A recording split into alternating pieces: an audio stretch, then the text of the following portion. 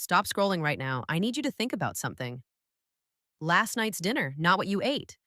What time you ate it and what you ate first. If your blood sugar this morning was higher than when you went to bed, that wasn't random. Something you did last night without even realizing it caused that spike. And I'm going to show you exactly what it was and how to fix it starting tonight. I'm Dr. Megan Foster. I've spent over 20 years working directly with people managing blood sugar and diabetes. And here's what almost everyone gets completely wrong. They think their morning number is controlled by what happens during the day: breakfast choices, walking after lunch, taking medications on time. But here's the truth nobody explains: dinner controls your blood sugar more than any other single meal. Not the sugar in it, not even the total calories. It's the timing, the order you eat things, and what happens in your body while you sleep. That's the part that changes everything. Think back 10 or 15 years, you could eat later at night, heavier meals, maybe even dessert without thinking twice. And it didn't affect you the same way. Now, one normal dinner and your morning number jumps 20 or 30 points. Nothing dramatic changed overnight in your life. Your body just became less forgiving at night. This wasn't just aging. This wasn't you failing at managing diabetes. And this is not irreversible. What changed was how your body processes glucose after the sun goes down. And once you understand that, you can work with it instead of against it. Let me explain how this works in simple terms. Think of your bloodstream like a slow moving river at night. During the day, your muscles are active. They pull glucose out of your blood fast. You're moving around, thinking, working. Your body is using fuel constantly. But at night, everything slows way down. Your metabolism shifts into a different mode. If dinner releases glucose into your blood too quickly, it just sits there for hours, coating your tissues, stressing your cells, quietly raising your average blood sugar, which is what we measure as your A1C. Most people think A1C goes up from big spikes. That's not how it works. A1C rises from how long glucose stays elevated. Duration matters more than peaks. Now, let me show you the research that proves this. A large analysis published through institutions, including Harvard affiliated research teams, followed thousands of adults with type 2 diabetes over multiple years. What they found was simple and unsettling. People eating similar diets and taking the same medications had very different A1C outcomes based on one thing: when they ate dinner and what they ate first. Late dinners with carbs eaten first raised A1C even when the total calories were the same. Same exact food, different order and timing, completely different biology. So, in this video, I'm going to walk you through a practical dinner structure, not a list of foods to fear, not impossible rules you can't stick to, a simple sequence that works with how your body actually functions at night. And the number one strategy I'm about to share is responsible for some of the fastest overnight glucose improvements I've seen in my practice, sometimes within just a few days. Please do not skip that part. But before we continue, if you're watching this because you're trying to understand your body and not punish it, type dinner matters in the comments right now. You're not alone in this. There are thousands of people watching who feel exactly the same way you do. Let me start with dinner timing. Here's the misconception: people think calories are calories and the time you eat them doesn't matter. That's not true. Your body's ability to handle glucose changes throughout the day. At night, your cells become more resistant to moving glucose out of your blood. That's a fact. When you eat within 2 to 3 hours of going to sleep, glucose stays elevated in your bloodstream much longer. Controlled trials have shown this. Earlier dinners reduce how long glucose stays high overnight, even when people don't change what they eat at all. Same food, earlier time, lower overnight exposure. So, here's how to use this. Finish your last full meal at least 3 hours before you plan to go to bed. That gives your body time to process the glucose before your metabolism shifts into sleep mode. Now, here's the common mistake: people skip dinner entirely thinking that's better, and then they snack late at night. That's actually worse. Random snacking keeps your blood sugar bouncing up and down all night long. Your body never gets a break. Eat a real dinner earlier, don't skip it and graze later. Now let's move to the next one. Fiber before carbs. Here's what people think: fiber is just for digestion. But here's the reality: fiber slows down how fast glucose enters your bloodstream. When you eat vegetables first before you eat starches, the fiber creates a physical barrier in your digestive system. Studies show this clearly. Meals where people ate vegetables first had lower blood sugar after eating compared to the exact same meal eaten in a different order. Here's how to use it. Always eat your vegetables before your starches. Always. Start your dinner with a salad or cooked vegetables. Then move to your protein and grains. And here's the mistake people make: they buy fiber powders or supplements and take them after the meal. It's too late. The fiber needs to be in your stomach first. Eat actual vegetables at the start of your meal, not a supplement afterwards. Now we're moving into the strategies that create bigger changes. Let's talk about protein first eating order. Here's the misconception: as long as your meal is balanced, the order doesn't matter. Wrong. Protein eaten first triggers hormones in your gut that slow your stomach from emptying and reduce how high your glucose spikes after you eat. Multiple studies have measured this. When people eat protein before carbs, their blood sugar after the meal is 30 to 40% lower compared to eating the same meal starting with carbs. Here's the sequence that works: protein first, then vegetables, then your carbs last. Every single dinner, that order. And here's the mistake: people drink protein shakes after dinner thinking it's helping. The protein needs to hit your stomach first before the carbs do. Eat solid protein at the beginning of your meal, and now we get to the most powerful one: carb timing at dinner. This is the real issue. Refined carbs or fast digesting carbs at night keep your blood sugar elevated for hours, not minutes. Hours. Even healthy carbs can do this if you eat them late. People focus entirely on sugar content. How many grams of carbs? They're missing the point. It's not just about how much, it's about how long the glucose stays in your blood. That's what raises A1C. That's what causes damage over time. This is why people count carbs perfectly and still can't get their morning number down. They're eating the right amount at the wrong time in the wrong order. Here's what works: smaller portions of carbs at dinner compared to lunch, and always eat them last after protein and vegetables. That's the sequence that minimizes how long glucose stays elevated overnight. Let me be clear: I'm not saying never eat carbs. I'm saying respect the timing. Your body can handle carbs much better at lunch than at dinner, and it handles them better at the start of the day than at the end. Let me tell you what people say when they start doing this: I felt calmer after dinner. I didn't wake up thirsty in the middle of the night. My morning number finally made sense for the first time in months. That's not coincidence. That's your body working the way it's supposed to when you stop fighting how it functions at night. Now I know what some of you are thinking. Won't this mess with my medications? No. This works with your medication. It doesn't replace it.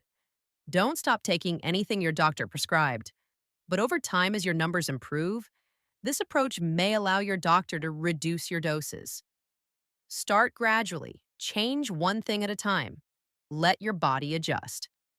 Let me give you a practical challenge. For the next 30 days, do these 4 things. Eat protein first at dinner, every time.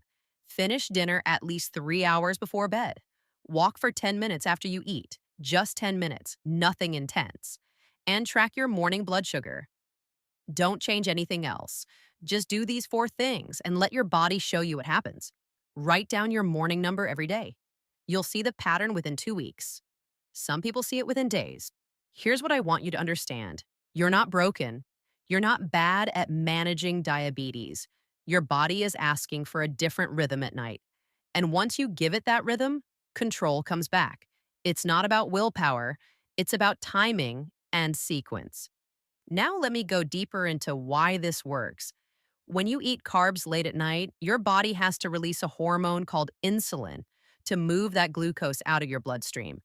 But at night, your cells are more resistant to insulin. That's normal. It's how humans are built. So your body has to release more insulin to get the same job done. More insulin floating around at night creates a cascade of problems. It prevents fat burning. It increases inflammation, it stresses your liver, and it keeps your blood sugar elevated longer because your cells just aren't responding well. Now, compare that to eating protein first. Protein triggers a hormone called GLP-1. You might have heard of it because there are medications based on it now, but your body makes it naturally when protein hits your digestive system. GLP-1 slows how fast your stomach empties. That means glucose enters your bloodstream more gradually instead of all at once. It also tells your body to release insulin in a steadier way instead of a big surge. And it increases how sensitive your cells are to insulin. All of that happens naturally just from eating protein before carbs. You don't need a prescription. You just need to eat in the right order. Now let's talk about fiber. When you eat vegetables first, the fiber doesn't just slow digestion. It also feeds the healthy bacteria in your gut. Those bacteria produce compounds that actually improve how well your body handles glucose. This is real science. Your gut bacteria affect your blood sugar control. When you eat fiber regularly, especially at the start of meals, you're feeding the bacteria that help you. When you skip vegetables and go straight to carbs, you're feeding the bacteria that make things worse. It's a cycle, and it goes in whichever direction you push it. Here's another thing that happens when you eat dinner earlier. Your body gets a longer fasting window overnight. Let's say you finish dinner at 6 p.m. and you don't eat again until 7 a.m. the next morning. That's 13 hours. During that time, your insulin levels drop. Your body shifts into fat burning mode. Your cells start cleaning up damaged proteins and clearing out waste. It only happens when insulin is low for an extended period. If you eat late and then eat early, you never get that window. Over time, that adds up. Damage accumulates, blood sugar control gets worse. Let me give you a real example of how this plays out. Let's say you eat dinner at 8:30 p.m. Pasta with chicken and a side salad. You eat the pasta first because it's hot and ready, then the chicken. Then you pick at the salad. You're done eating by 9. You go to bed at 10:30. Your blood sugar spikes from the pasta around 9:30, but you're already winding down for bed. Your cells are becoming more resistant as part of your natural rhythm. So glucose stays high. You fall asleep with elevated blood sugar. It stays elevated for hours because your metabolism is slow overnight. You wake up at 6:30 a.m. and your blood sugar is still higher than it was before dinner. You feel sluggish. You're frustrated. Now let's replay that same dinner with the strategies I just taught you. You eat at 6 p.m. instead of 8:30. You start with the salad. The fiber gets into your system first, then you eat the chicken. Protein triggers GLP-1. Your stomach empties slower. Then you eat a smaller portion of pasta last. Glucose enters your bloodstream gradually. Your insulin response is steadier. By 7 p.m., you're done eating. You take a 10-minute walk around the block. That walk uses up some of the glucose immediately. Your muscles pull glucose out of your blood without needing insulin. By 8 p.m., your blood sugar is coming back down. By 9:30, when you go to bed, it's in a healthy range. You sleep soundly. Your body has time to fast and repair. You wake up at 6:30 and your blood sugar is lower than it was before dinner. You feel rested. You're not thirsty. Your morning number makes sense. Same food, different timing and order, completely different outcome. This is why I keep saying it's not about what you eat as much as when and how you eat it. You don't have to give up pasta forever. You just have to eat less of it, eat it last, and eat it earlier in the day. Now let's talk about what happens over time when you do this consistently. In the first week, most people notice better sleep, less waking up to use the bathroom, less thirst at night. Those are signs that your blood sugar isn't spiking overnight. In the second week, morning numbers start to stabilize. The wild swings calm down. By week 3 or 4, you'll notice patterns. Your morning blood sugar becomes predictable. You understand what works and what doesn't. And by the end of the first month, many people see their fasting glucose drop by 10 to 20 points. That's enough to start making a real dent in A1C over time. But here's the important part. This only works if you're consistent. Doing it 3 nights a week won't cut it. Your body needs a steady rhythm. It needs to know what to expect. When you eat dinner at 6 p.m. 4 nights a week and then 9 p.m. the other 3 nights, your metabolism can't adapt. Think of it like sleep.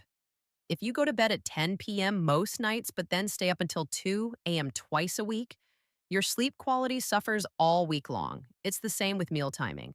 Consistency builds the result. Now, let me address something I hear a lot. What if I work late? What if I can't eat dinner at 6 p.m. because I don't get home until 8? Here's what you do: eat a solid snack in the late afternoon, something with protein and fat, a handful of nuts and some cheese, a hard boiled egg, and some veggies. That holds you over. Then, when you get home at 8, eat a lighter dinner. Skip the heavy carbs entirely or just have a very small portion. Focus on protein and vegetables. You're eating late, so you need to adjust what you eat to match. That's better than skipping the afternoon snack, coming home starving, and eating a huge plate of pasta at 8:30. Here's another question I get. What about people who do shift work or work overnight? The principles still apply, but you flip them. Your dinner is the meal before your longest sleep period, whenever that is. If you sleep during the day, eat your last meal at least 3 hours before you go to bed. Use the same sequence: protein first, vegetables, small carbs last. Your body still has a rhythm, even if it's shifted. Let me also talk about dining out because that's where people get tripped up. You can still eat at restaurants and follow this structure. Order your meal and ask for the salad or vegetable side to come out first. Eat that while you're waiting for the main course. When the main dish arrives, eat the protein first. Cut into your steak or fish or chicken. Eat most of that. Then have your vegetables. Then, if there's a starch on the plate like rice or potatoes, eat a few bites of that last. You don't have to finish it. Most restaurant portions are oversized anyway. If people at the table ask why you're eating that way, just say you're trying something new for your blood sugar. Most people will respect that and move on. Now let's go back to the walking piece because I don't want you to skip that. 10 minutes of walking after dinner is one of the most underrated tools for blood sugar control. Here's why it works. When your muscles contract, they pull glucose out of your bloodstream without needing insulin. You're literally using the glucose as fuel. Even a gentle walk makes a measurable difference. Studies show that a 15-minute walk after a meal can lower the blood sugar spike by 20 to 30%. You don't need to power walk, you don't need to break a sweat. Just move. Walk around your neighborhood, walk around your house if the weather is bad. The movement matters more than the intensity. And here's the bonus: walking after dinner also helps with digestion. It keeps things moving through your system. A lot of people with blood sugar issues also deal with bloating or constipation. Walking helps with that too. It's a simple habit that compounds: better blood sugar, better digestion, better sleep, all from 10 minutes of movement. Now I want to talk about stress and sleep because these matter more than most people realize. If you're doing everything right with dinner, but you're sleeping 4 hours a night and you're stressed out of your mind, your blood sugar will still be a mess. Lack of sleep increases a stress hormone called cortisol. Cortisol raises blood sugar. It also makes you more resistant to insulin. Stress does the same thing. I'm not saying you need to sleep 9 hours every night. That's not realistic. But you need to prioritize sleep as much as you can. Go to bed at a consistent time. Make your room dark and cool. Limit screens before bed. These things matter. Your blood sugar doesn't exist in a vacuum. It's connected to everything else. Let me tell you about Lisa. She came to me frustrated. She'd been trying to lower her A1C for over a year. She was counting carbs perfectly, taking her medication, exercising 3 times a week. But her A1C was stuck at 8.2. We went through her routine and I noticed she was eating dinner at 9 p.m. most nights. And she was eating bread or rice first. I had her make 2 changes: move dinner to 7 p.m. and eat protein and vegetables before any starches. That's it. 2 changes. Within 6 weeks, her fasting glucose dropped from 150 to 120. 3 months later, her A1C was down to 7.1. Same medications, same exercise routine, just different timing and order. That's the power of working with your body instead of against it. Lisa didn't need more willpower. She didn't need a stricter diet. She just needed to understand how her metabolism functions at night. Now, let me give you one more practical tip. Prep your dinner vegetables in advance. On Sunday, chop up bell peppers, cucumbers, carrots, whatever you like. Store them in containers in the fridge. When you get home and you're tired, you can grab a container and start eating those while you cook the rest of your meal. It removes the friction. You're more likely to eat vegetables first if they're already ready to go. Small changes in your environment make the behavior easier. Here's what I don't want you to do. I don't want you to try to overhaul your entire life overnight. Don't throw out all your food. Don't start 3 new supplements. Don't sign up for a gym membership you won't use. Just start with the dinner sequence. Protein first, vegetables, small carbs last. Do that for 2 weeks and see what happens. Then add the timing piece. Move dinner earlier gradually. Then add the 10-minute walk. Build the habit stack one piece at a time. And please track your blood sugar. Write it down every morning. Take a photo of it. Whatever works for you. Because when you see the pattern change, that's what motivates you to keep going. You're seeing evidence that this works for your body. Let me also say this. Some nights you're going to mess up. You're going to eat late. You're going to eat carbs first. You're going to skip the walk. That's fine. One night doesn't ruin everything. Just get back to the routine the next day. Progress is not perfection, it's consistency over time. If you follow this structure 80% of the time, you're going to see results. Now, I want to address one more thing. Some of you might be thinking, this sounds too simple. There has to be more to it. There has to be a supplement, or a special food, or a secret trick. And I understand that feeling because we've been conditioned to think that solutions have to be complicated. But the truth is, the most powerful tools are often the simplest ones. Eat protein first, eat dinner earlier, walk after you eat. These are not sexy strategies. They're not going to sell a product, but they work because they align with how your body actually functions.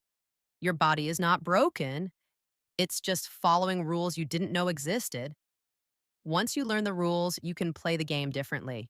Now, let me talk about hydration because this connects to everything we've discussed.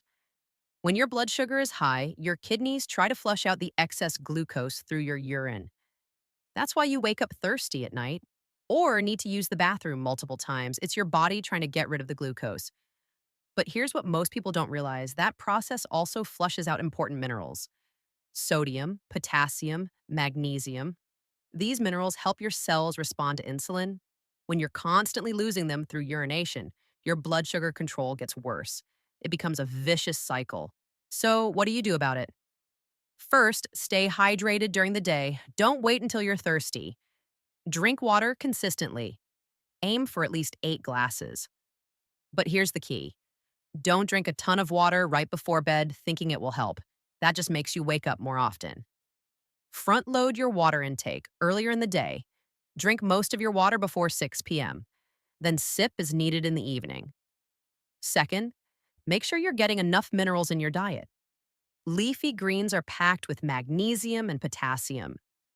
Nuts and seeds have magnesium. If you're eating vegetables first at every dinner, like I recommended, you're already doing this. But if you're someone who's been skipping vegetables for years, you might need to focus on this more intentionally. And if you're taking a diuretic medication for blood pressure, talk to your doctor about whether you need to monitor your mineral levels. Some people do need supplements, but don't start taking things without checking first. Here's something else about hydration. Sometimes what feels like hunger late at night is actually thirst. Your body sends similar signals for both. Before you reach for a snack at 9 p.m., drink a glass of water and wait 10 minutes. Often the craving goes away. This helps you stick to that 3-hour window before bed without eating. Now let's talk about alcohol for a minute because I know this comes up. Alcohol affects blood sugar in tricky ways. Initially, it can cause your blood sugar to drop because your liver stops releasing stored glucose while it's busy processing the alcohol. But then later, especially if you had a sweet drink or mixed it with juice or soda, your blood sugar can spike. And alcohol disrupts your sleep quality even if it makes you feel drowsy at first. Poor sleep makes blood sugar control worse the next day. It's a mess. If you're going to drink, here's what minimizes the damage. Don't drink on an empty stomach. Have it with dinner after you've eaten your protein and vegetables. Choose drinks that aren't loaded with sugar. Wine or spirits mixed with soda water instead of cocktails with juice and syrup. Limit yourself to one drink and make sure you drink water alongside it. 1 glass of water for every alcoholic drink. This helps with hydration and slows down how much you consume. But honestly, if your blood sugar is really struggling and you're trying to get control, the best thing is to cut out alcohol completely for 30 days while you implement these other changes. See what your numbers do. You can always add it back in small amounts later once you've established a baseline. I'm not saying you can never have a glass of wine again. I'm saying give your body a chance to reset first. Now, let's discuss portion sizes because this matters more than people think. Even if you're eating in the right order, if you're eating massive portions, your blood sugar is still going to spike. Here's a simple way to think about portions without weighing food or counting anything. Your protein should be about the size of your palm, not your whole hand, just the palm. Your vegetables should fill half your plate. And your carbs, if you're having them, should be about the size of your fist. That's it. Those are rough guidelines, but they work for most people. The problem is restaurant portions are often 2 or 3 times that size. A pasta dish at a restaurant might be 4 servings. A steak might be 12 ounces when you only need 4. This is where eating at home gives you more control. You can plate your food the right way from the start. When you do eat out, ask for a to-go box right when your food arrives. Put half of it away before you start eating.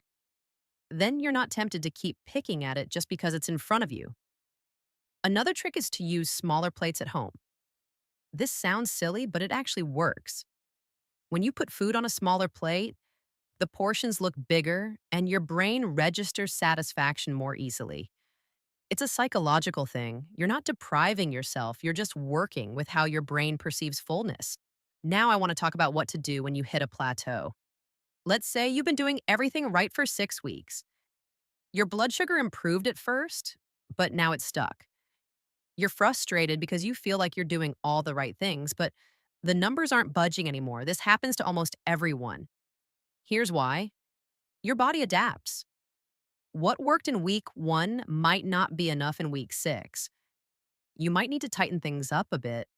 Maybe you've been finishing dinner at 8 p.m. and that worked initially, but now you need to move it to 7 p.m.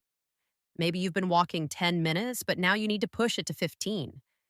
Maybe your carb portions have slowly crept up without you noticing. This is where tracking becomes really important. Go back and look at your food diary if you've been keeping one. Look for patterns. What changed between when your numbers were dropping and now when they're stuck? Sometimes the plateau isn't about food at all. It's about stress or sleep, like I mentioned earlier. If something stressful happened in your life in the past few weeks, that could be stalling your progress. Stress hormones directly raise blood sugar. They also make you crave comfort foods and disrupt your sleep. All of that works against you. You might need to add stress management practices, deep breathing for 5 minutes before bed, a short meditation in the morning, going for a walk during your lunch break to clear your head. These aren't luxuries, they're tools that directly affect your blood sugar. And here's something most people don't know. Your menstrual cycle affects blood sugar if you're a woman who still has periods. Insulin resistance increases in the week before your period starts. That means your blood sugar might be higher during that week, also even if you're doing everything the same. Don't panic when you see that, just note it. Expect it. Maybe tighten up your routine a bit during that week. Smaller carb portions, longer walks. It's not forever, it's just 1 week out of the month. For women going through menopause, the hormonal changes also affect blood sugar. Estrogen helps with insulin sensitivity. As estrogen drops, insulin resistance can increase. This is why some women who never had blood sugar issues suddenly start seeing higher numbers in their late 40s or 50s. It's not your fault, it's hormones. The same strategies still work. You just have to be more consistent with them. Now let's talk about eating out for special occasions. Birthdays, holidays, anniversaries. You don't want to miss out on life because you're managing blood sugar. And you shouldn't have to. Here's how to handle it: plan ahead. If you know you have a dinner out on Saturday night, be extra tight with your routine the rest of the week. Protein first every meal, no exceptions. Walks after every dinner, get your sleep. Then on Saturday, do the best you can. Order something with protein and vegetables. Eat those first. If there's cake for dessert, have a small slice. Enjoy it. Don't feel guilty. Just get back to your routine on Sunday. One meal isn't going to ruin your progress. It's what you do most of the time that matters. The mistake people make is they think one special meal gives them permission to spiral for the whole weekend. They eat out on Saturday and then figure Sunday is already ruined, so they might as well keep going. Then Monday, they feel terrible and it takes them until Wednesday to get back on track. Don't do that. Enjoy the meal, then move on immediately. Now, here's an advanced strategy for people who are really struggling with morning blood sugar: the dawn phenomenon. Your liver naturally releases glucose into your blood in the early morning hours to wake you up and give you energy. That's normal. But if you have diabetes or prediabetes, your liver can release too much. This is why some people wake up with blood sugar that's higher than when they went to bed, even though they didn't eat anything overnight. There are a few ways to manage this. One is to make sure you're eating enough protein at dinner. Protein helps stabilize blood sugar overnight. If your dinner is mostly carbs with very little protein, your liver might overcompensate in the morning. Two is to eat dinner even earlier than the 3-hour window I mentioned. Some people do better with 4 hours. Three is to do some light movement right when you wake up. 10 minutes of stretching or walking. That tells your liver to stop releasing glucose because you're using it for activity. And four is to talk to your doctor about medication timing. Some medications work better when taken at night to specifically target that morning release. Let me also mention continuous glucose monitors because some of you might be using them.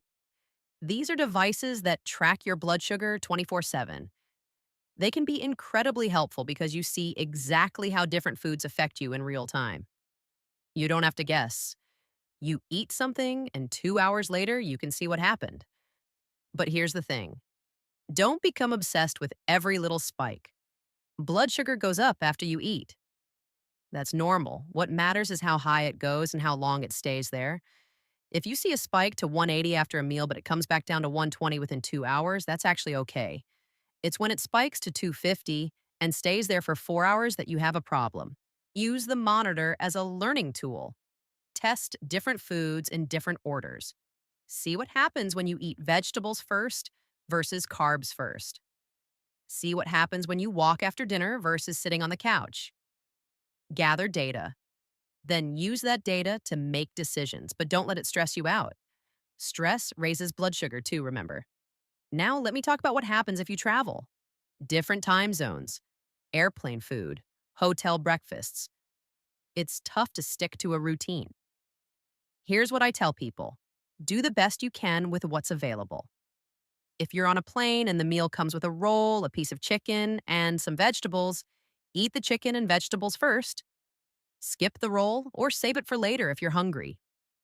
If you're at a hotel breakfast buffet, load up on eggs and vegetables. Skip the pastries and waffles, or have a very small portion. Walk around the city or hotel instead of sitting in your room after meals. The key is not to use travel as an excuse to completely abandon everything. You don't have to be perfect, but you also don't have to throw your hands up and eat whatever just because you're not at home.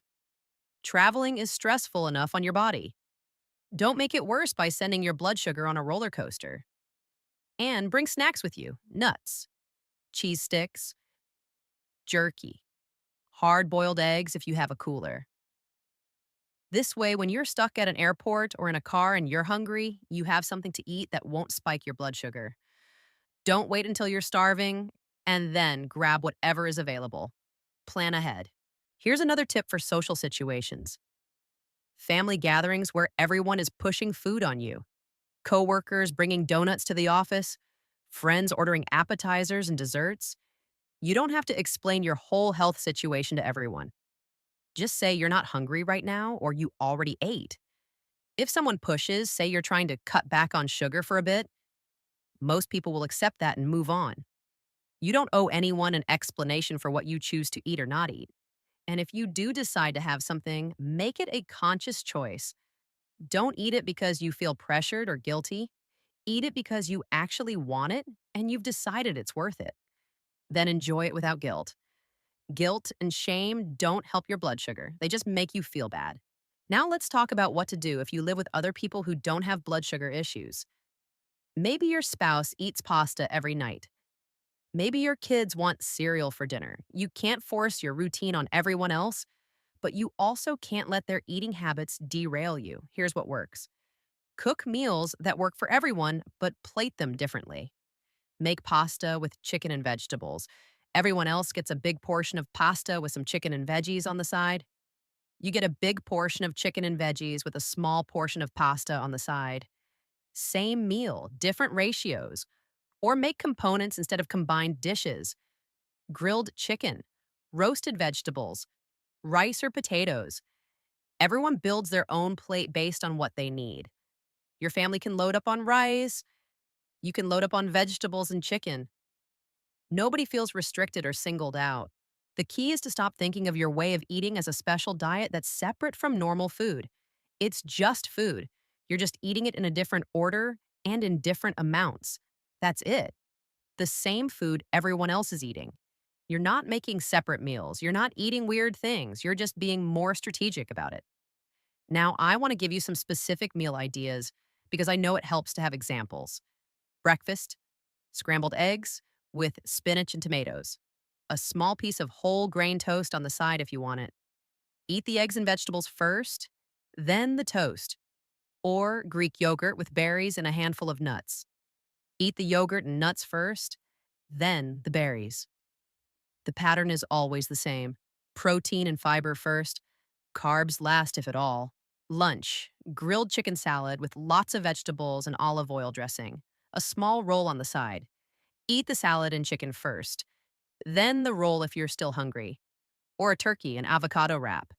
Eat half the wrap and fill up on baby carrots and cherry tomatoes first. Save the second half for later if you need it. Dinner: salmon with roasted broccoli and a small sweet potato. Eat the salmon and broccoli first, then the sweet potato. Or stir fry with lots of vegetables, some chicken or tofu, and a small portion of rice. Eat the vegetables and protein first, then the rice. Or tacos with seasoned ground turkey, lettuce, tomatoes, cheese, and small tortillas. Eat most of the filling without the tortilla first. Then have one or two small tacos. See the pattern? You're not eating strange food. You're eating normal food in a smarter order with adjusted portions. That's it. Here's your action plan for tonight. Whatever you're having for dinner, eat the protein first, even if it's just a few bites. Then eat your vegetables. Then, if you're having carbs, have a smaller portion than usual and eat them last. Finish eating at least 3 hours before you plan to go to bed. After you eat, walk for 10 minutes. Before you go to bed, check your blood sugar and write it down. When you wake up tomorrow, check it again. Compare the two numbers. That's your baseline. Do the same thing tomorrow night and the night after that. By the end of the week, you'll start to see a pattern. And if you want more detailed guidance on this, I've put together a resource called the Longevity Guide. It walks through this entire framework step by step with meal examples, timing charts, and troubleshooting tips for common issues. You can find the link in the description below this video. Thank you for watching the video. I'll see you next time.